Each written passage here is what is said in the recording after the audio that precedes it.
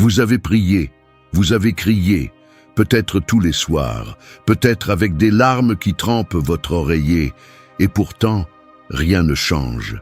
Vous vous accrochez aux versets de la Bible comme à des bouées de sauvetage, mais au lieu de vous élever, il semble vous maintenir exactement là où vous êtes. Vous ne comprenez pas pourquoi la douleur continue, pourquoi le silence se fait plus fort, pourquoi les chaînes ne se brisent pas. Et la partie la plus terrifiante, vous avez commencé à appeler ce cycle la foi. Mais et si je vous disais, le verset que vous utilisez pour prier ne vous rapproche pas de Dieu, il vous maintient en place. C'est difficile à admettre. Cela semble mal de remettre en question les Écritures, mais il ne s'agit pas ici de douter de la parole de Dieu. Il s'agit de comprendre comment cela fonctionne, parce que tous les versets ne sont pas censés être déclarés. Certaines ont été écrites dans les moments les plus sombres, les plus désespérés de la vie d'un homme, non pas comme une arme, mais comme une blessure.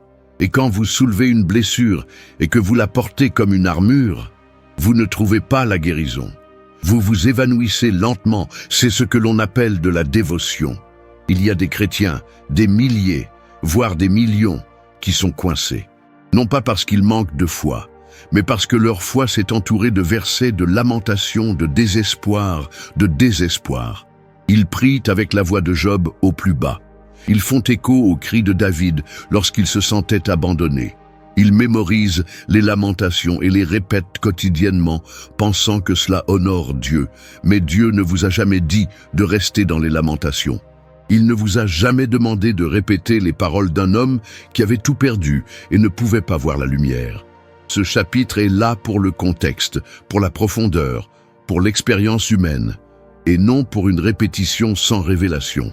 Lorsque vous le répétez aveuglément, vous ancrez votre esprit à cette douleur. Et c'est exactement ce que veut l'ennemi. Parce que le diable n'a pas peur d'un chrétien qui pleure, il a peur de celui qui déclare. Laissez-moi vous demander quelque chose de personnel. Quand vous priez, qu'est-ce qui sort de votre bouche? Est-ce la foi? Ou est-ce la peur avec un verset attaché? Est-ce un abandon à la volonté de Dieu? Ou la résignation à la souffrance? Avez-vous confondu pleurer et intercéder? Vous êtes-vous convaincu que si vous vous sentez suffisamment mal, Dieu agira? Ce n'est pas la foi biblique, c'est l'épuisement spirituel. Et voici la vérité que personne ne vous dit. Certains des versets que vous priez sont des échos spirituels et non des déclarations. Vous ne parlez pas pour changer l'atmosphère, vous essayez simplement de survivre au silence. Mais la survie n'est pas l'appel que Dieu a lancé dans votre vie. Vous n'êtes pas né de nouveau pour faire face. Vous êtes né de nouveau pour conquérir. Il y a une raison pour laquelle Jésus n'est pas resté dans le tombeau. Il s'est levé. Il y a une raison pour laquelle les disciples ne sont pas restés effrayés dans la chambre haute. Ils étaient remplis de feu. Il y a une raison pour laquelle Paul n'est pas mort dans cette prison. Il a chanté jusqu'à ce que les chaînes se brisent. Mais vous voilà toujours en train de réciter les vers d'un homme pris au piège du chagrin, vous demandant pourquoi vous n'avez pas avancé. Puis-je être honnête avec vous? Certains des versets les plus beaux, les plus poétiques et les plus émouvants de la Bible ne sont pas censés être vos prières, mais plutôt votre avertissement. Parce que si vous y restez trop longtemps, ils deviennent votre identité. Si cette parole a percé quelque chose au plus profond de vous, si vous avez l'impression que Dieu réveille quelque chose dans votre esprit, ne restez pas silencieux. Tapez Amen dans les commentaires dès maintenant pour déclarer publiquement que votre voix change, que votre foi augmente et que votre percée a déjà commencé. Vous n'êtes pas Job au chapitre 3. Vous n'êtes pas David dans la grotte pour toujours. Vous n'êtes pas les Israélites qui pleurent près des rivières de Babylone. Mais si ce sont ces versets autour desquels vous avez construit votre vie spirituelle, autant l'être. Et l'ennemi le sait. Si vous avez prié avec des versets qui font écho à votre douleur au lieu de déclarer votre liberté, ceci est votre signal d'alarme. Ils ont passé trop longtemps sous silence cette vérité. Mais maintenant, le pouvoir qui brise les chaînes et révèle la tromperie est enfin révélé. Pour les 5 premières personnes qui cliquent sur le commentaire épinglé ci-dessous, nous avons débloqué quelque chose de spécial. Un outil pour vous aider à prier avec autorité et enfin briser le silence. Ne manquez pas ce moment. Il sait que s'il parvient à vous amener à adorer dans la tristesse assez longtemps, vous cesserez d'espérer la délivrance. Vous arrêterez de chercher la résurrection. Vous vous habituerez aux chaînes. Vous commencerez à décorer la prison et à y faire votre maison. Et c'est à ce moment-là que Satan gagne. Parce que maintenant, vous n'êtes pas seulement triste, vous êtes spirituellement engourdi. Vous avez confondu émotion et percée. Vous avez troqué l'autorité contre l'agonie. Vous pensez que Dieu est touché par votre douleur, alors qu'en réalité, il attend votre voix. Pas celui qui est brisé et qui murmure depuis un coin, mais celui qui se tient dans le feu et dit « Même ici, je le louerai ». Mais comment trouver cette voix quand tout ce que l'on connaît c'est le chagrin? Cela commence par confronter ce que vous avez prié. En revenant à ces versets et en demandant « Est-ce que Dieu m'a donné cela à répéter ou à surmonter ?» Car une fois qu'on comprend la différence, tout change. L'ennemi veut que vous soyez aveugle à cette vérité. Il veut que vous soyez émotionnellement attaché aux Écritures qui vous maintiennent passifs. Et s'il peut vous convaincre que votre douleur est une piété, il vous a déjà désarmé. Vous arrêterez de vous battre, vous arrêterez de réprimander, vous arrêterez de déclarer. Et vous resterez assis tranquillement dans des chaînes spirituelles, attendant un miracle qui était déjà en vous. Mais aujourd'hui, quelque chose peut changer. Vous pouvez choisir de regarder le verset que vous avez prié avec des yeux différents. Pas avec respect pour la douleur, mais avec révélation que ce n'est pas votre dernier mot.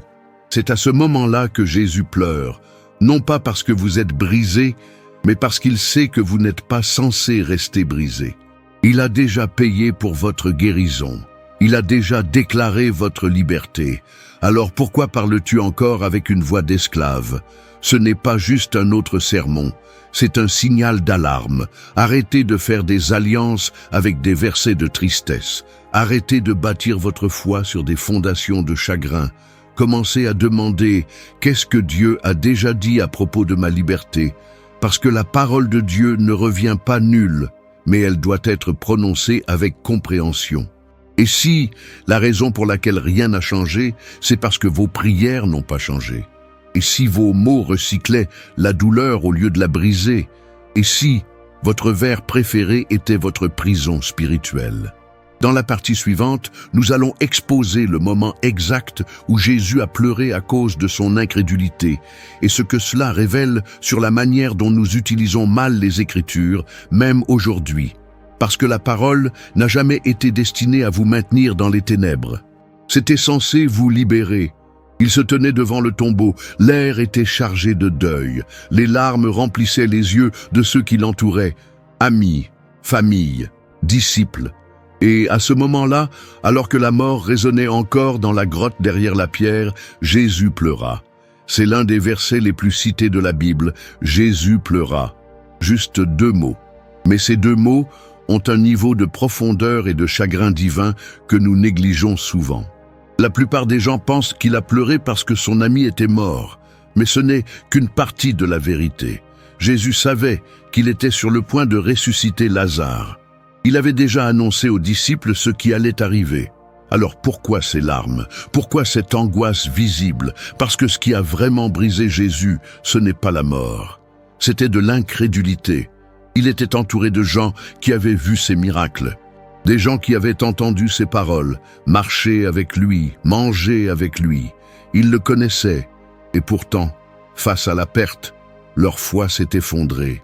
La voix de Marthe tremblait de demi-crédulité. « Seigneur, si tu avais été ici, mon frère ne serait pas mort. » Marie a dit la même chose. D'autres murmuraient « Cet homme qui a ouvert les yeux aveugles, n'aurait-il pas pu empêcher Lazare de mourir ?» Ils croyaient en Jésus le guérisseur, mais pas en Jésus la résurrection. Et c'est ce qui l'a transpercé. Parce qu'ils avaient la vérité devant eux, et pourtant ils se sont quand même pliés au mensonge. Ils avaient la parole vivante parmi eux, mais ils citaient toujours le langage de la douleur. Ils avaient le pouvoir, mais ils parlaient comme s'ils étaient impuissants. Ils étaient proches de la source de la vie et vivaient encore dans le vocabulaire de la mort. Cela vous semble familier? Combien d'entre nous vivent ainsi chaque jour? Nous avons la parole, les promesses, le témoignage, et pourtant nos bouches répètent le langage du désespoir. Mon Dieu, pourquoi n'as-tu pas arrêté ça? Si tu avais été ici, il est trop tard maintenant. Ce ne sont pas que des mots, ce sont des miroirs, et ils révèlent à quel point notre foi s'est éloignée de la vérité. Jésus a pleuré, non pas à cause de la mort, mais parce que même ses disciples les plus proches étaient toujours piégés dans une mentalité funéraire. Et certains d'entre nous le sont toujours. Nous prions mais sans aucune attente, nous déclarons des versets mais sans aucune compréhension. Nous allons à l'église mais vivons comme des orphelins. Et au fond, Jésus se tient toujours devant les tombeaux que nous avons construits dans nos cœurs, attendant que nous arrêtions de pleurer et commencions à croire. Parce que voici la vérité la plus profonde. Quand Jésus pleurait, il ne pleurait pas seulement Lazare. Il pleurait une génération qui refuse de se relever. Laissez cela pénétrer. Vous avez pleuré en silence, assez longtemps. Il est maintenant temps de parler avec audace. Si vous avez fini de citer la douleur et êtes prêt à déclarer la vie, écrivez « Amen » ci-dessous. Ce n'est pas seulement un mot, c'est un oui spirituel à tout ce que le ciel libère dans votre vie. Il ne pleure pas seulement sur notre douleur, mais aussi sur notre refus de croire au-delà de celle-ci. Il ne pleure pas parce que nous souffrons, mais parce que nous avons accepté la souffrance comme notre identité. Et nous répétons sans cesse les mêmes lignes, des versets enveloppés de désespoir, comme si citer l'Écriture nous donnait la permission de rester spirituellement morts. Nous pleurons avec David dans les psaumes, mais nous sautons la partie où David déclare la délivrance. Nous sommes en résonance avec les cris de Job, mais oublions sa restauration. Nous prions avec la voix de Marthe. Si seulement tu étais venu plus tôt. Mais Jésus n'est pas en retard. Il se tient juste devant nous et pose la même question qu'il lui a posée. Croyez-vous cela? Et cette question n'est pas une suggestion. C'est une confrontation divine, parce que Jésus ne peut pas ressusciter ce que vous pleurez encore comme perdu. Il ne peut pas restaurer ce que vous avez déjà enseveli dans l'incrédulité. Il ne peut pas redonner vie à ce que vos paroles ont déclaré comme étant définitivement mort. Le tombeau n'a jamais été censé marquer la fin de l'histoire. Mais si vos prières sont plus axées sur la perte que sur la résurrection, alors vous ne priez pas pour aller de l'avant. Vous priez pour rester immobile. Et c'est peut-être la vraie raison pour laquelle rien ne bouge. Parce que vous priez avec la voix de Marie et de Marthe, mais pas avec la voix de Jésus. Vous vous tenez devant vos tombes, espérant du réconfort, au lieu de rappeler la vie avec autorité. Et tant que vous répéterez des paroles de chagrin, vous n'entrerez jamais dans les paroles de pouvoir. Et si Jésus pleurait pour vous, non pas parce que vous êtes brisé, mais parce qu'il voit le guerrier en vous qui refuse de parler. Et s'il attendait que vous arrêtiez de citer vos blessures et que vous commenciez à déclarer votre guérison. Il y a un moment dans Jean 11 que la plupart des gens sautent. Avant de relever Lazare, Jésus gémit profondément. Le mot grec original, embrimaomai, suggère quelque chose de plus que le chagrin.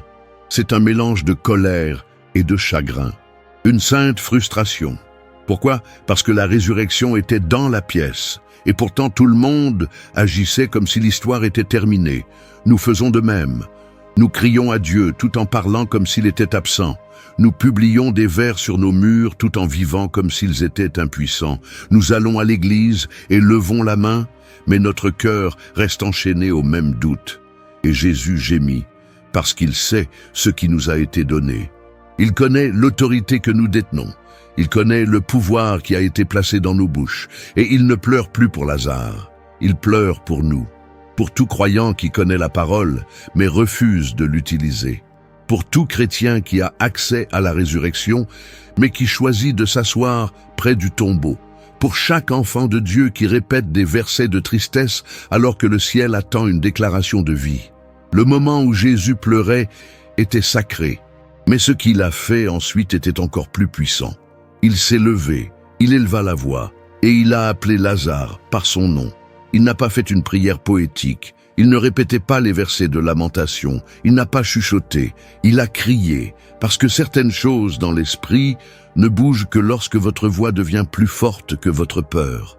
Et si le miracle que vous attendiez n'était pas retardé, il attendait que vous parliez avec l'autorité de la résurrection. Et si le ciel se taisait parce que Dieu attend que vous arrêtiez de vous affliger et que vous commenciez à vous déclarer, Jésus se tient toujours près du tombeau. La question est, allez-vous continuer à pleurer à ses côtés ou allez-vous enfin le laisser vous appeler hors de la tombe? Dans la partie suivante, nous découvrirons comment les versets, lorsqu'ils sont mal utilisés, deviennent des chaînes spirituelles. Et pourquoi l'ennemi n'a pas besoin de faire taire vos prières. Il doit juste s'assurer que vous priez dans le mauvais sens, car un verset mal utilisé est plus dangereux que le silence. Et c'est exactement ainsi que Satan maintient les croyants liés. C'est l'un des mensonges les plus dangereux jamais murmurés dans le cœur d'un croyant. Tant que vous citez l'Écriture, vous êtes en sécurité. Cela semble vrai, cela semble spirituel, mais il est incomplet. Et c'est là que réside le danger. Parce que l'ennemi n'a pas besoin de vous éloigner de la Bible. Il doit juste s'assurer que vous en faites un mauvais usage. Et s'il peut modifier votre façon de prier, les versets que vous déclarez et l'esprit qui se cache derrière vos paroles, il a déjà gagné la moitié de la bataille. Revenons à l'un des moments les plus effrayants de l'Écriture, le désert. Jésus, seul, jeûne. 40 jours sans nourriture, physiquement épuisé, spirituellement engagé. Et qui se présente? Satan. Pas avec le feu, pas avec des cornes, mais avec des vers. Oui, Satan cite les Écritures. Si tu es fils de Dieu, jette-toi d'ici en bas. Car il est écrit, il commandera à ses anges à ton sujet. Luc 4, de 9-10. Laissez cela s'installer dans votre esprit. Le diable n'a pas utilisé de malédiction. Il a utilisé un vers, et cela devrait nous terrifier, car cela prouve quelque chose que la plupart des chrétiens ignorent. Même la vérité, lorsqu'elle est mal appliquée, devient une arme de tromperie. C'est pourquoi Jésus n'a pas simplement répondu avec plus d'écriture, il a répondu avec des écritures précises, à juste titre divisées, spirituellement alignées. Il ne connaissait pas seulement les mots, il connaissait le cœur du Père derrière eux. Et c'est la différence entre une arme et un piège. Mais voici la réalité que la plupart des gens n'admettent pas. De nombreux chrétiens d'aujourd'hui se promènent avec des versets qui sont en réalité des pièges spirituels. Non pas parce que la parole est imparfaite, mais parce que le contexte est perdu. L'intention est mal comprise et l'ennemi a détourné l'application. Laissez-moi vous poser une question inconfortable. Avez-vous déjà répété un verset qui vous a apporté du réconfort, mais qui ne vous a pas apporté de percée? Peut-être avez-vous cité le psaume 88, répétant les cris d'une âme dans les ténèbres. Tu m'as mis dans le gouffre le plus bas, dans les profondeurs les plus sombres. Peut-être vous êtes-vous accroché aux paroles de Job. La chose que je craignais tant est arrivée sur moi. Peut-être avez-vous fait de Lamentation 3 votre hymne personnel. Mais Dieu vous a-t-il demandé de déclarer ces versets, ou faites-vous simplement écho au désespoir de quelqu'un d'autre en pensant que c'est sacré? Il y a une énorme différence entre lire la parole et déclarer la parole.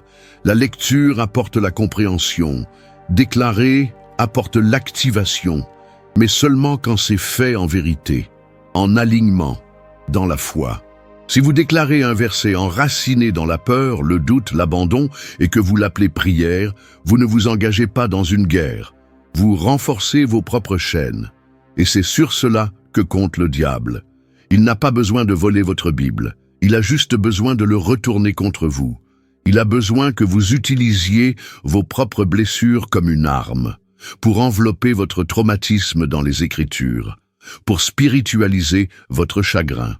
Parce qu'une fois que vous aurez fait cela, vous cesserez d'y résister. Vous arrêterez de le chasser. Vous commencerez à l'appeler la volonté de Dieu.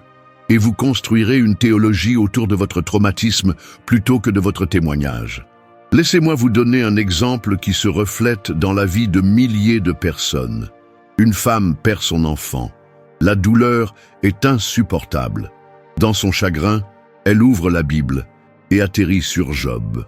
Elle lit « Le Seigneur donne et le Seigneur reprend ». Elle pleure, elle l'accepte et elle commence à répéter ce verset tous les jours. Mais voici la question.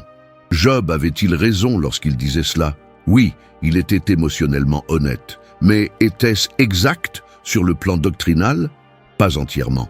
Parce que si vous regardez la fin de l'histoire de Job, Dieu le confronte.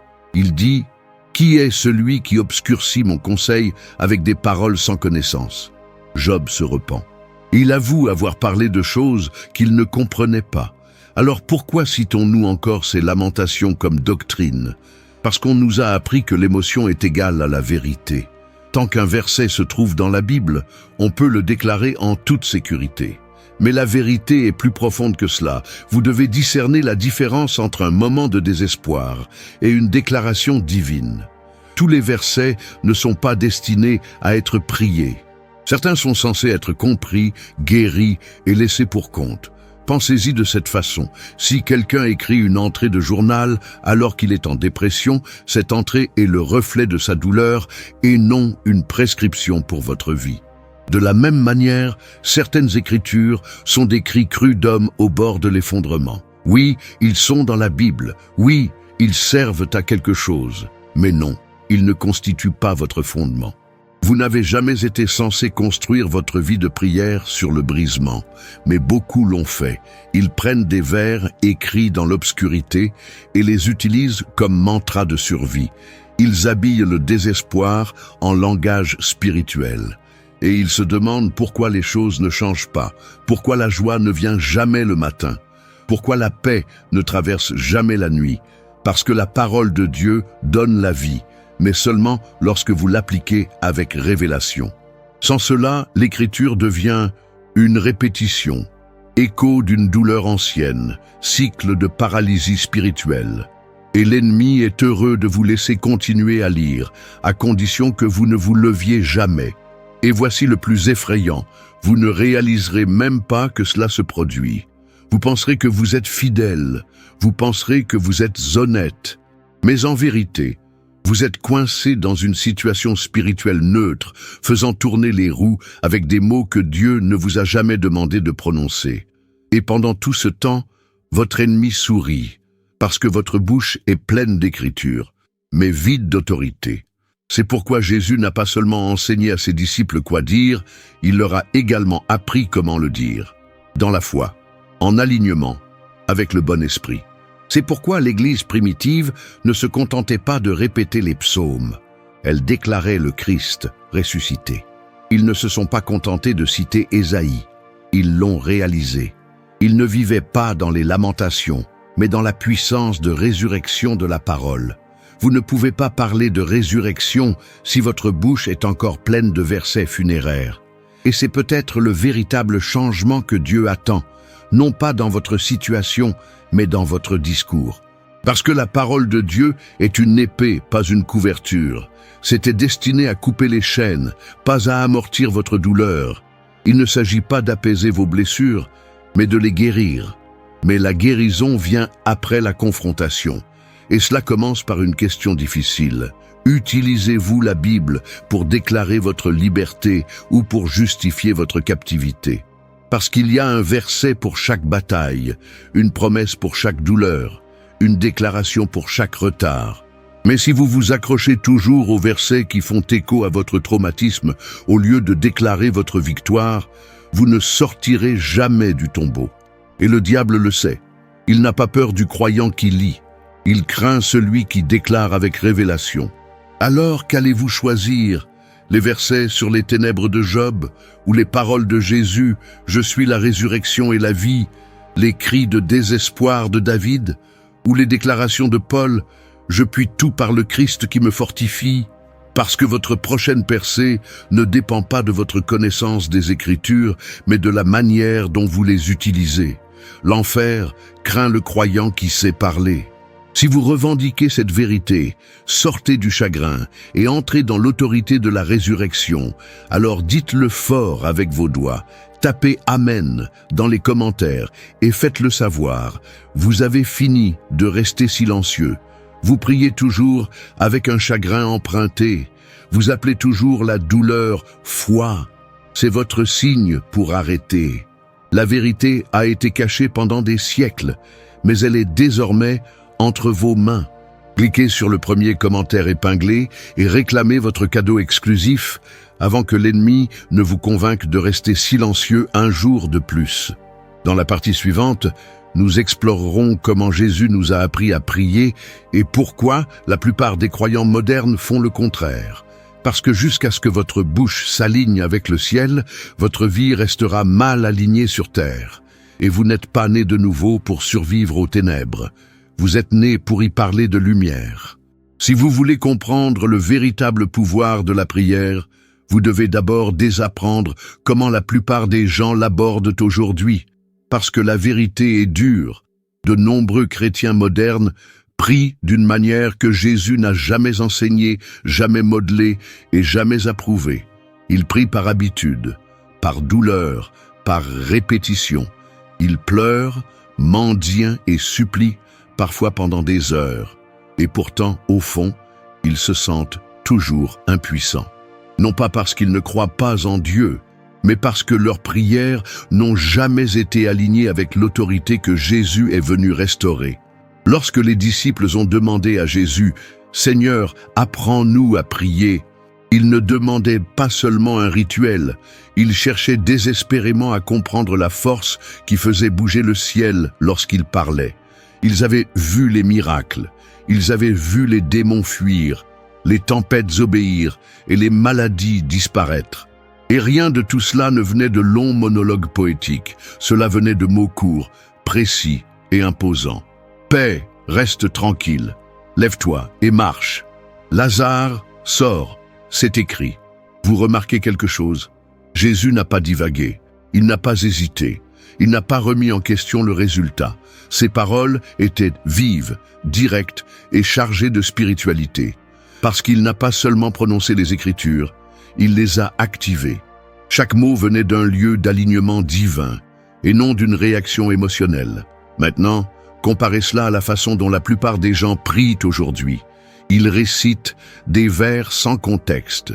Ils plaident pour des choses déjà promises. Ils demandent ce qui a déjà été donné, et ils le font avec un ton d'incertitude, pas d'autorité. Soyons clairs, la vulnérabilité est belle. Dieu accueille votre honnêteté. Vos larmes ne sont pas rejetées. Mais la vulnérabilité ne remplace pas la révélation. Et les larmes sans vérité n'émeuvent pas l'ennemi. Seule une déclaration pleine de foi le fait. Jésus n'a jamais dit « Priez avec douleur et espérez que cela marche ». Il a dit « Quand vous priez, croyez que vous l'avez reçu. Je ne pourrai pas recevoir. Je ne le souhaite pas. Déjà reçu. » C'est une posture complètement différente. Pensez-y. Lorsque Jésus se tenait devant le tombeau de Lazare, il n'a pas dit « Père, s'il te plaît, si tu le veux, ramène-le ». Il n'a pas crié d'incertitude. Il a remercié Dieu avant que le miracle ne se produise. Il a dit « Je te remercie de m'avoir entendu ». C'est le son de quelqu'un qui prie pour la victoire, pas pour elle. C'est la posture qu'il a modelée. Et pourtant, de nombreux chrétiens d'aujourd'hui sont encore piégés dans une forme de prière qui ne ressemble en rien à celle démontrée par Jésus. Ils prient avec la voix du désespoir au lieu de la voix de la domination. Ils parlent comme des esclaves, essayant de gagner quelque chose au lieu que des fils réclament ce qui leur appartient déjà. Vous n'êtes pas appelés à négocier avec le ciel, vous avez été appelés à l'accepter. La raison pour laquelle tant de croyants sont bloqués est que leurs paroles sont encore entourées d'incertitudes. Ils ne savent pas qui ils sont. Ils ne savent pas ce qu'on leur a donné. Leurs prières sont donc faibles, incohérentes et creuses. Et l'ennemi ne bronche pas car il n'y a aucun poids derrière lui. L'autorité ne vient pas du volume. Cela vient de l'alignement. C'est pourquoi Jésus a passé plus de temps à enseigner l'identité qu'à enseigner la technique de prière. Parce qu'une fois que vous savez qui vous êtes, vos prières changent. Vous arrêtez de ressembler à quelqu'un qui espère que Dieu se manifeste et vous commencez à ressembler à quelqu'un qui sait qu'il est déjà là. Soyons pratiques un instant. Imaginez quelqu'un qui prie constamment le psaume 51. « Crée en moi un cœur pur, ô Dieu, et renouvelle en moi un esprit droit. » Cela semble sacré, cela semble sincère. Mais voici le problème, c'est une prière de l'ancienne alliance. Elle a été priée par David, un homme sous la loi, sans le Saint-Esprit intérieur, un homme qui n'a pas pu accéder à ce que vous avez déjà par Jésus. Maintenant, après la croix, l'Esprit ne va pas et ne vient pas. Il habite en permanence. Le sang de Jésus ne couvre pas les péchés temporairement, il les efface complètement. Alors pourquoi prions-nous encore, comme si nous étions dans les sandales de David, au lieu d'être assis dans les lieux célestes avec Christ? Parce que personne ne nous a jamais appris la différence. Et c'est là le danger. Lorsque vous priez comme quelqu'un qui n'a pas reçu ce que Jésus a déjà donné, vous bloquez précisément ce que vous demandez. Vous parlez de mort au-dessus de votre propre alliance. Vous construisez votre foi sur des formules périmées. Vous citez des prières du passé au lieu de vous lancer dans les promesses du présent. Les apôtres ont compris ce changement. C'est pourquoi leurs prières sonnaient différemment. C'est pourquoi Paul n'a pas demandé d'autorité. Il l'a déclaré. Il n'a pas plaidé pour le pouvoir. Il a rappelé aux croyants qu'il l'avait déjà. C'est pourquoi ces lettres sont pleines de « tu as »,« tu es »,« on t'a donné ». Parce qu'il savait, la prière ne consiste pas à convaincre Dieu, mais à s'aligner sur lui. Et Jésus, il a modelé cela avant la croix. Il nous a montré à quoi cela ressemble de prier en tant que personne, sachant qu'elle a l'approbation du ciel. Il ne fondait pas ses prières sur des sentiments. Il n'avait pas besoin d'avoir la chair de poule pour croire que Dieu l'avait entendu. Il n'a pas parlé longtemps pour paraître spirituel. Il a parlé de la vérité. C'est ça qui change tout. Lorsque vous commencez à prier à partir de la vérité plutôt que de l'émotion, vos prières cessent de rebondir sur le plafond et commencent à faire trembler le sol. Alors, à quoi ça ressemble? Cela signifie que vous ne dites pas simplement « Dieu, aide-moi à ne pas avoir peur ». Vous déclarez « Je n'ai pas reçu un esprit de peur, mais un esprit de puissance, d'amour et un esprit saint ». Vous ne dites pas simplement « Seigneur, j'ai besoin de paix ». Vous déclarez « Jésus est ma paix. Il me l'a laissé, j'y marche ». Vous ne dites pas « S'il vous plaît, soyez avec moi aujourd'hui ». Vous déclarez « Tu ne me quitteras jamais et ne m'abandonneras jamais. Tu es toujours avec moi ». C'est ainsi que Jésus a prié. C'est ainsi que priait l'Église primitive. Et c'est le genre de prière qui rend l'ennemi nerveux, parce que maintenant, votre bouche a rattrapé votre identité. La prière n'a jamais été censée être un rituel de doute. C'est le système juridique du ciel, la déclaration de la vérité spirituelle dans la réalité terrestre. Et quand c'est bien fait, cela devient dangereux. Cela devient du feu. Cela devient l'écho du ciel. Tu n'étais pas appelé à réciter des vers comme un robot. Vous avez été appelé à déclarer la vérité comme un guerrier. Et les guerriers ne parlent pas comme des victimes. Ils parlent comme des fils, comme des filles, comme les ambassadeurs d'un royaume inébranlable. Alors faites l'inventaire. Qu'est-ce qu'il y a dans ta bouche? Est-ce du chagrin? Est-ce la survie? Ou s'agit-il de l'écriture prononcée avec compréhension, clarté et foi? Parce que la prochaine fois que vous ouvrirez la bouche pour prier, le ciel vous écoutera, mais l'enfer aussi. Et ce que vous dites ne reflète pas seulement vos convictions, cela active quelque chose. Dans la partie suivante, nous approfondirons encore davantage le choix auquel chaque croyant doit faire face. Le moment où vous décidez quel type de bouche vous aurez, celle qui ne cesse de répéter la voix du chagrin, ou celle qui brise enfin le silence et entre dans le pouvoir de la résurrection. Parce que Jésus ne vous demande pas seulement de prier, il vous demande de parler comme quelqu'un qui sait que le tombeau est déjà vide. Il arrive un moment dans la vie de chaque croyant où la question n'est plus « croyez-vous en Dieu ?», mais plutôt « croyez-vous ce qu'il a déjà dit ?» Vous pouvez aller à l'église tous les dimanches, citer les Écritures de mémoire et continuer de vivre une vie complètement déconnectée de la puissance de la parole. Pourquoi? Parce que votre bouche ne s'est pas encore alignée sur votre identité.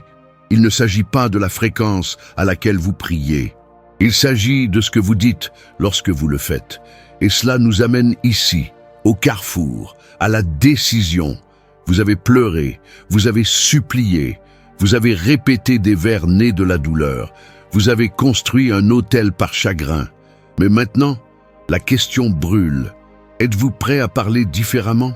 Parce qu'à un moment donné, il faut arrêter d'utiliser sa voix pour décrire le tombeau et commencer à l'utiliser pour commander la résurrection. C'est le changement que l'ennemi craint le plus. Pas votre fréquentation de l'église, ce n'est pas votre playlist chrétienne. Mais au moment où votre langue change, au moment où vos déclarations passent d'échos émotionnels à une autorité spirituelle, c'est alors que les chaînes commencent à se briser. C'est alors que l'ennemi perd son emprise. C'est alors que l'enfer le remarque. Et voici pourquoi. L'enfer ne craint pas un croyant brisé. Il craint le croyant qui se relève et parle comme s'il avait déjà gagné. Jésus n'a pas donné sa vie pour que vous restiez spirituellement silencieux. Il vous a donné sa parole, son esprit et son nom, afin que vous puissiez parler comme il a parlé, marcher comme il a marché, et vous tenir dans la même autorité dans laquelle il a opéré. Et pourtant, nous sommes encore trop nombreux à prier comme si nous étions impuissants, parce que nous avons été conditionnés à confondre révérence et résignation.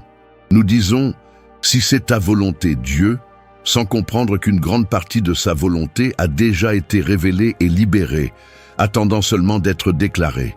Nous disons, Dieu, s'il te plaît, aide-moi, au lieu de « j'ai reçu la puissance par le Saint-Esprit ». Nous disons, Seigneur, je ne suis qu'un pécheur, oubliant qu'il nous a appelés saints, cohéritiers, ambassadeurs.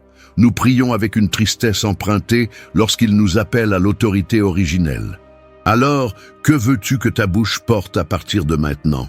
Continuerez-vous à répéter des vers qui reflètent vos blessures, ou parlerez-vous à ceux qui déclarent votre liberté? Allez-vous crier avec David dans la grotte, ou se lever avec Paul et Silas en prison? Ferez-vous votre deuil comme Marie au tombeau, ou crier comme Jésus, « Lazare, sors !»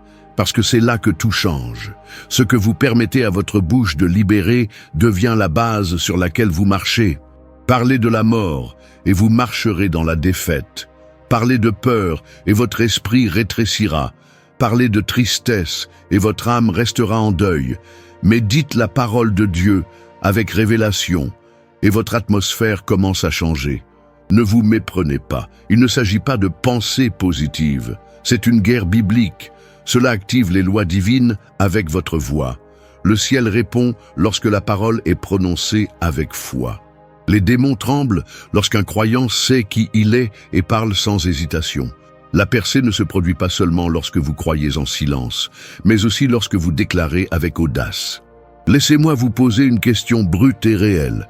Si quelqu'un enregistrait toutes vos prières au cours de la semaine dernière, qu'entendrait-il? Entendrait-il quelqu'un mendier des restes à la table de grâce? Ou entendrait-il quelqu'un se tenir debout avec audace et déclarer « Je sais qui est mon Père et je sais ce qu'il a dit ». Vos paroles sonneraient-elles comme celles d'un survivant d'un traumatisme? Ou comme un guerrier armé des Écritures et d'un feu que l'enfer ne peut éteindre? Vous n'avez pas été appelé à faire écho aux ténèbres, vous avez été appelé à déclarer la lumière. Et oui, Jésus a pleuré, mais il n'est pas resté à pleurer. Il se leva, il a parlé, il a ordonné à la mort de libérer son emprise. C'est ce qu'il veut pour vous, pas seulement des larmes, mais une transformation, pas seulement la prière, mais la puissance, pas seulement de l'émotion, mais une voix de résurrection. Alors voici votre moment. Tout de suite. Vous pouvez continuer à pleurer au tombeau. Vous pouvez continuer à citer des versets de tristesse en pensant que c'est de la foi. Ou vous pouvez laisser l'Esprit de Dieu monter en vous et parler comme quelqu'un qui sait que la pierre a déjà été roulée. Vous ne priez pas un Dieu qui est loin, vous priez avec un Dieu qui est à l'intérieur. Vous ne demandez pas la permission. Vous avez déjà eu accès. Le prochain mouvement, c'est votre bouche. Et voici ce que je veux que vous fassiez, maintenant. Si ce message touche quelque chose de profond dans votre esprit, si vous avez ressenti le poids d'utiliser les mauvais versets au bon moment, ne vous contentez pas de le ressentir. Agissez en conséquence. Rompre le silence. Tapez « Amen » dans les commentaires dès maintenant, non seulement comme tradition, mais comme déclaration que votre voix change. Que tu as fini de citer la douleur, qu'à partir de ce moment, votre bouche portera le pouvoir de résurrection. Et si vous n'êtes pas encore abonné, c'est le moment. Non pas parce que nous voulons des chiffres, mais parce que cette communauté construit quelque chose que l'enfer craint. Une génération qui sait prier. Comment parler? Comment changer les atmosphères avec la vérité? Ce n'est pas seulement du contenu, c'est la guerre. Et vous ne regardez pas par accident. Merci d'être resté, d'avoir écouté, d'être disposé à approfondir. Parce que quelque chose me dit, tu ne cherches plus seulement le réconfort. Vous êtes prêt à parler comme quelqu'un qui sait qui il est. Et la prochaine révélation, ça arrive. Restez connectés, restez enracinés, restez bruyants.